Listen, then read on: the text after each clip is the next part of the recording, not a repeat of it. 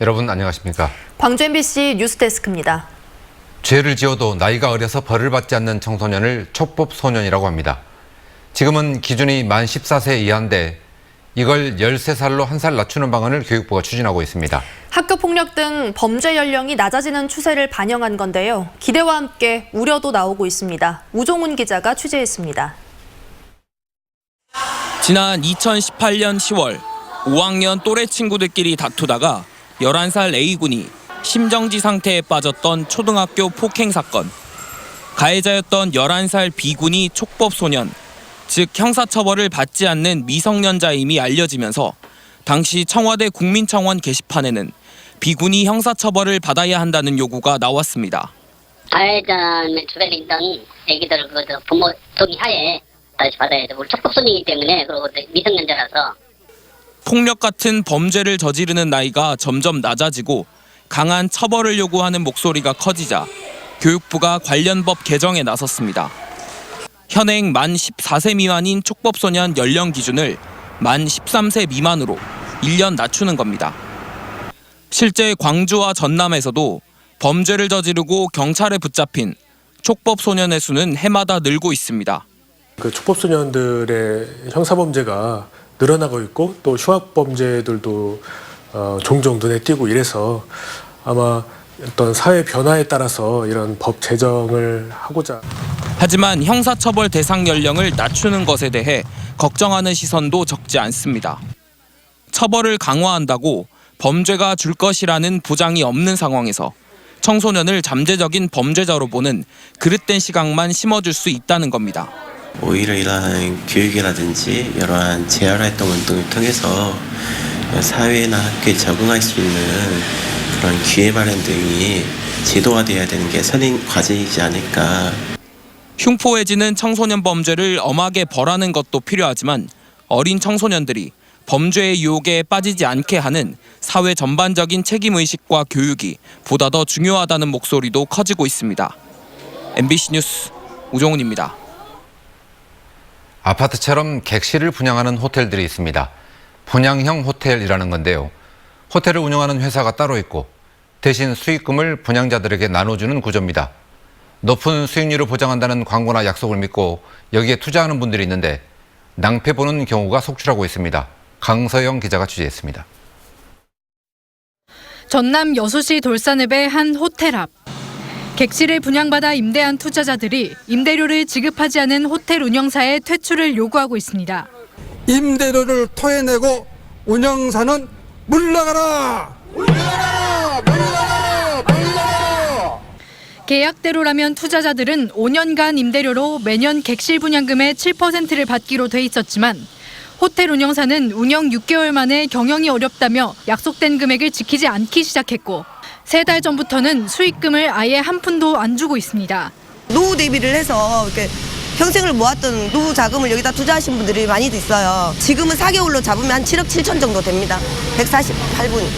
호텔 운영사는 임대료를 지급하지 않는 이유에 대해 대답을 회피하는 상황. 이유를 여쭤봤는데 그러니까 그 이유에 대해서 제가 말씀드릴 내용이 없습니다. 투자자들은 받지 못한 임대료와 호텔 운영권을 되찾기 위해 민사소송을 제기했지만 소송에서 이기더라도 운영사 재정 상황이 나쁘면 임대료를 다 받지 못하는 등 피해를 고스란히 떠맡게 될 수밖에 없습니다. 한 7천만 원 정도만 있으면 투자해서 한 130만 원 정도의 그 수익금을 받을 수 있다. 그 7천만 원도 그냥 있던 돈이 아니고 그 집 대출을 조금 받았거든요. 원금은 하나도 못 갚고 있어요. 분양형 호텔 연합회에 따르면 이처럼 임대료가 제대로 지급되지 않아 소송을 겪었거나 진행 중인 분양형 호텔은 전국 140여 곳 중 123곳. 전문가들은 운영사에서 일정 금액의 보증금을 맡기는 등 피해를 최소화할 수 있는 방안을 마련해야 한다고 지적합니다. 미리 예를 들어서 10억이면 10억 호텔 규모에 따라서 미리 이렇게 담보를 잡아놓으면은 보증금처럼 잡아놓으면은 나중에 배짱 영업을 하더라도 손해배상을 받을 수가 있잖아요. 문제는 그게 의무가 아니에요. 계속되는 분양형 호텔 피해. 이를 위한 대책 마련이 필요하다는 지적이 제기되고 있습니다. MBC 뉴스 강서영입니다. 광주형 일자리 사업이 노동계의 불참으로 터덕거리는 가운데 이용석 광주시장이 오늘 노동계를 만나서 동참을 호소했습니다. 하지만 노동계 반응은 싸늘했고 오히려 전국적인 노동 이슈로 확대될 조짐마저 보이고 있습니다. 이계상 기자입니다. 한국노총 광주지역본부 대의원 대회에 이용섭 광주시장을 비롯한 광주 지역 정치인들이 대거 참석했습니다. 광주형 일자리 사업이 4.15 총선에서도 핵심 현안일 뿐만 아니라 노동계와의 소통이 그만큼 중요하기 때문입니다. 이용섭 시장은 축사를 통해서 사회 뒤통합의 광주형 일자리는 노동계의 참여가 있었기에 가능했다며 청년들의 일자리 문제를 해결하고 한국 경제의 체질을 바꿀 수 있도록 노동계가 다시 동참해달라고 호소했습니다. 노사 상생 없이는 청년들의 일자리도 한국 경제의 미래도 없습니다. 시대를 위해 짊어져야 할 짐 우리가 나눠지고 함께 갑시다. 이 시장이 지역 노동계를 달래기 위해 공을 들이고 있지만 노동계 반응은 여전히 싸늘하기만 합니다. 윤종의 한국노총 광주본부 의장은 노동이사제 도입과 시민자문위원회 구성 등 4대 의제에 대해 광주시가 아무런 답변을 하지 않고 있다며 광주형 일자리 사업 불참을 거듭 천명했습니다. 더 나아가 광주형 일자리 문제는 오는 21일 치러지는 한국노총 위원장 선거에서도 쟁점이 되고 있어서 전국적인 현안으로 확대될 거라고 강조했습니다. 광주형 일자리를 지키고자 하는 투쟁이 광주에서 전국으로 들불처럼 번져갈 것입니다. 뭔지도 모른 채 상생의 일자리로 칭송하는 정부와 여당은 각오해야 될 것입니다. 한편 광주형 일자리 사업에는 광주시뿐만 아니라 현대자동차가 2대 주주로 참여하고 있습니다. 노동계 동참 없이는 사업 성공을 장담하기 힘들다는 점에서 현대차의 전향적인 태도 변화도 시급하다는 목소리가 커지고 있습니다. MBC 뉴스 이계상입니다.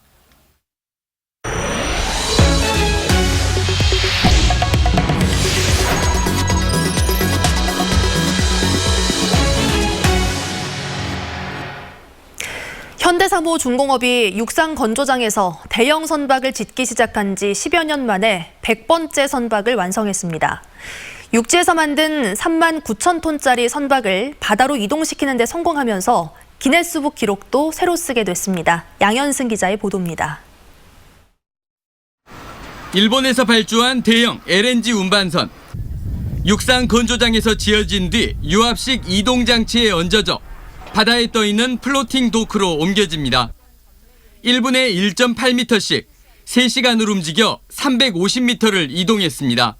육상과 해상을 넘어갈 때 이 레벨 높이 이게 잘 맞아야만이 그냥 이렇게 정상적으로 이렇게 쭉 갈 수가 있거든요. 길이 300m, 폭 46m의 대형 LNG선으로 무게는 3만 9천 톤. 바다로 옮겨진 LNG선은 기네스북에 등재된 세계 중량물 이동 기록 15,000톤의 2배를 훌쩍 넘습니다. 현대사모중공업은 큰 선박 구조물을 만든 뒤 이어붙이는 테라 공법으로 대형 선박 8척을 쉬지 않고 짓는 체계를 구축했습니다.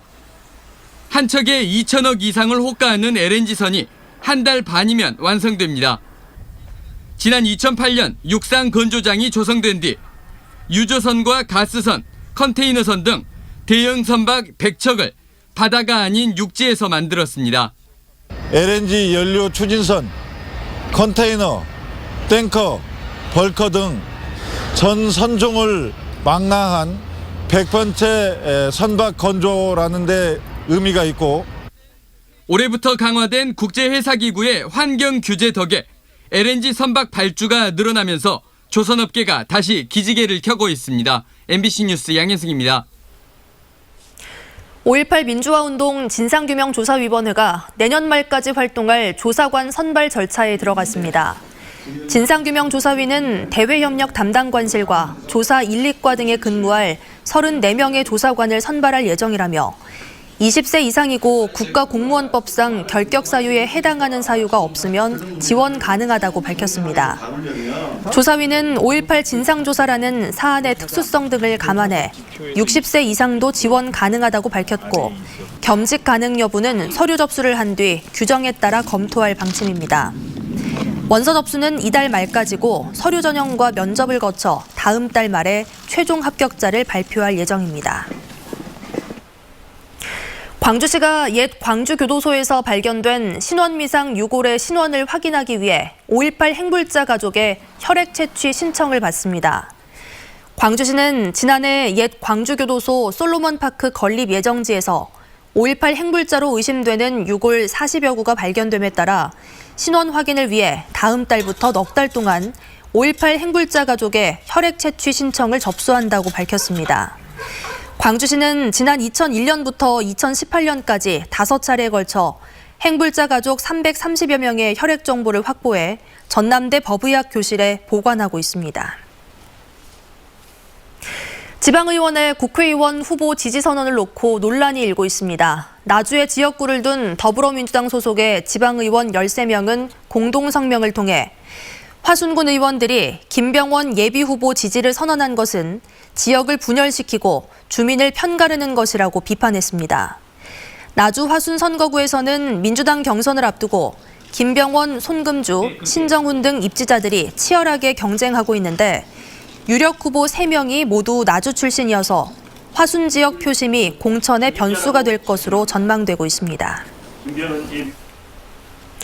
국회의원 입후보 예정자의 이름 등 광고를 실은 언론사 대표가 검찰에 고발당했습니다. 광주시 선거관리위원회는 자신이 대표로 있는 언론사 신문에 4.15 총선 입후보 예정자 A씨의 출판 기념회 개최 사실과 성명, 학력 등을 포함한 광고를 게재 배포한 혐의로 A씨를 검찰에 고발했다고 밝혔습니다. 선관위는 현재까지 불법 행위와 관련해 2건의 검찰 고발과 1건의 경고 조치를 내렸습니다. 오늘 오후 12시 45분쯤 광주 북구 문흥동의 한 아파트에서 승용차가 난간 아래로 추락해 주차돼 있던 승용차를 덮쳤습니다. 이 사고로 차량 운전자 35살 A씨 등 3명이 가벼운 부상을 입어 병원으로 옮겨졌습니다. 경찰은 A씨가 후진을 하다 사고를 낸 것으로 보고 정확한 경위를 조사하고 있습니다. 다음은 희망 2020 나눔 캠페인에 성금을 보내주신 분들입니다. 광주광역시 의사회 양동호 회장과 회원들이 2,737만 원을 보내주셨습니다. 광주 비아농협 임직원들이 200만 원을 보내주셨습니다. 성금을 보내주신 분들께 감사드립니다. 한전공대에 대한 법인 설립 인가가 이번 달 말에 처리될 것으로 보입니다. 교육부는 오는 31일 대학 설립 심사위원회를 열고 한국전력이 제출한 공대 법인 설립 인가 신청서를 심사할 예정입니다. 이번 심사는 지난 연말 교육부가 일부 서류에 대한 보완을 요청하면서 한 차례 연기된 것으로 한전 안팎에서는 공대 설립이 대통령 공약인 만큼 순조롭게 이루어질 것으로 전망하고 있습니다. 한전은 공대 법인 인가가 이루어지면 교원과 학생 유치, 대학 홍보 활동에 본격적으로 나설 예정입니다. 기아 타이거즈가 대규모 선수단을 꾸려 다음 달 1일부터 미국 플로리다에서 스프링 캠프를 진행합니다. 3월 7일까지 한 달여간 진행될 이번 스프링 캠프에는 맷 윌리엄스 감독을 비롯한 코칭 스태프 20명과 선수 54명 등 모두 74명이 참가합니다. 기아는 보다 많은 선수들의 기량을 점검하고 싶다는 윌리엄스 감독의 의견에 따라 2군 캠프를 없애는 대신 대규모로 선수단을 구성했다고 밝혔습니다.